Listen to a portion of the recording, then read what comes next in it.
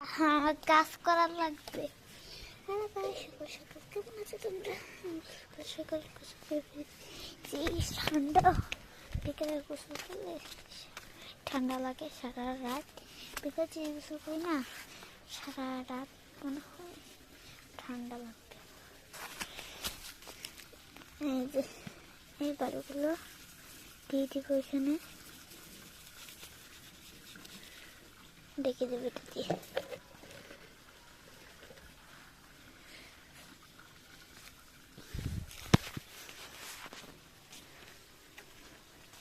Tomato বীজ ফেলাইছিলাম, এখন হয় নাই, আজকেই ফেলাইছিলাম। ও কত সুন্দর লাগছে, গোলাপ ফুল ফুটে গেছে।